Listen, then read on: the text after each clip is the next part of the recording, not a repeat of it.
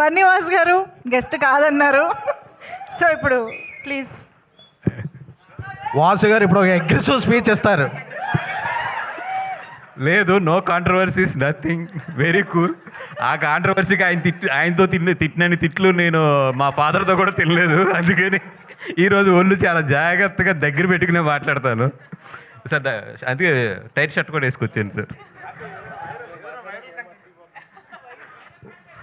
Viral ఇమ్మంటారు, మళ్ళీ ఆయన wire పెట్టి కొడతారు తర్వాత. సో ఇంకొక అట్లీస్ట్ 4-5 నెలలు no virals, nothing, only viral ఫీవర్లు వస్తున్నాయి ఈ మధ్యలో. ఫస్ట్ ఆఫ్ ఆల్ ఈ సినిమా గురించి మాట్లాడాలి అంటే, దీక్షిత్ గారు నిన్న నైట్ అరవింద్ గారు అక్కడ ఎడిటింగ్ రూమ్లో ఉంటే లాస్ట్ హాఫ్ అన్ అవర్ వెళ్ళి నేను సినిమా చూడటం జరిగింది. అంటే సినిమా ముందు ఏంటి అన్నీ ఇంకా చూడలేదు కాబట్టి దాని గురించి మాట్లాడతాం కన్నా కూడా లాస్ట్ హాఫ్ అన్ అవర్ నేను చూసింది అయితే నాకు ఆయన అయితే బ్రెయిన్లోంచి పోవట్లేదు లాస్ట్ నైట్. అంటే నేను బయటకు వచ్చిన తర్వాత మీ మీద ఎంత కోపం వచ్చిందంటే ఆ క్యారెక్టర్లోని, అంటే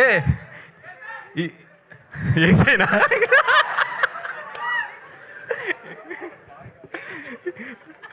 అంటే దాంట్లో 2 మీనింగ్లు వస్తాయి. ఏ మీనింగ్ కరెక్ట్గా చెప్పండి అది.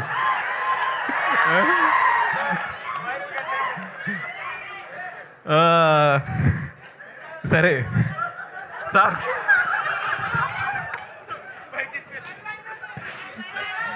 ఓకే పక్కన పెట్టండి.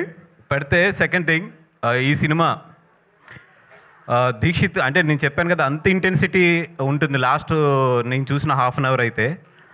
అది కాకుండా ఒకటే ఏంటంటే రష్మిక, మా గీతార్స్ గీత, అండ్ ఇప్పుడు భూమా. అంటే రష్మిక అనే కన్నా కూడా ఇండియన్ క్రష్మిక అంటాం కరెక్ట్ ఏమో, అదే కరెక్టా? Yes boss. అండ్ నాకైతే మాత్రం లాస్ట్ హాఫ్ అన్ అవర్ నేను చూసింది అయితే మాత్రం నిన్న నైట్ నుంచి కూడా నా బ్రెయిన్లోంచి అయితే పోవట్లేదు, అంత ఇంటెన్సిటీ ఉంది. ఒకటే నేను క్లియర్గా చెప్పగలను, థియేటర్లో కూర్చున్న 50% to 60% ఆఫ్ అమ్మాయిల కథ ఇది.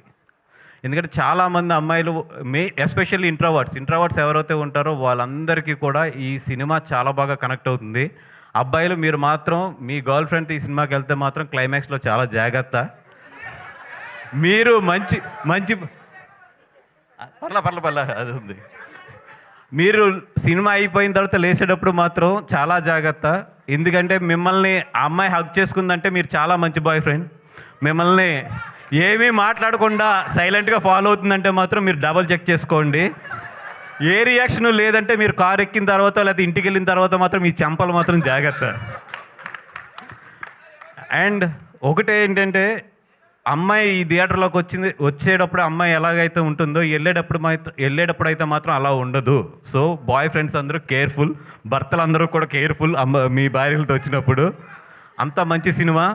అంటే నిజంగా ఇంత మంచి పాయింట్ని, చాలా సెన్సిటివ్ పాయింట్ని టచ్ చేసిన రాహుల్ సార్. అంటే నాకు కొన్ని ఇన్సిడెంట్లు తెలుసు, చాలామంది తల్లిదండ్రులు ఏదైనా అమ్మాయిలకి ప్రాబ్లం ఉన్నప్పుడు చాలామంది అప్రోచ్ అవుతుంటారు, సార్ కొంచెం హెల్ప్ చేయండి, లేకపోతే పలానా డిపార్ట్మెంట్లో పలానా వాళ్ళతో చెప్పండి. ఇట్లాగా చాలామంది అమ్మాయిలకి జరిగే కథ ఇది. ఎవ్వరూ మనం బయటకు మాట్లాడిన కథ.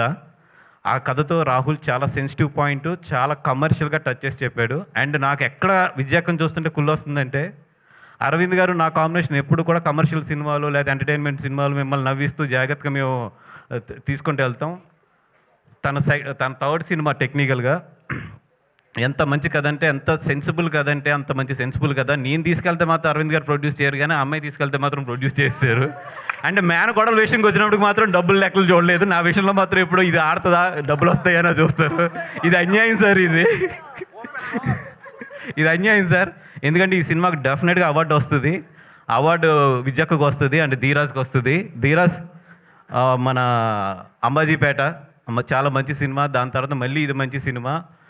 నీకు డెఫినెట్గా ఆ అమ్మాయి లేడీస్ గురించి అయితే నువ్వు చాలా మంచి సినిమాలు తీస్తున్నావు అని చెప్పి ఒక మంచి పేరు అయితే పట్టుకెళ్ళిపోతావు.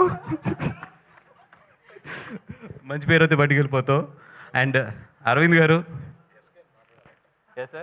సార్, ఆడు ఎలాగా mike star sir, SKN mike star. ఆడు ఎలాగా మైకులు పగలు కొట్టేస్తాడు, స్పీకర్లు పగిలిపోతాయి, ఓపర్లు పగిలిపోతాయి, అన్నీ జరుగుతాయి. Yeah, thank you so much. SKN మాట్లాడాలన్నారంటే రే నీళ్ళు ఎంత తక్కువైంది వెనక్రమని చెప్పి ఆయన క్లారిటీగా చెప్పారు. Thank you so much, bye.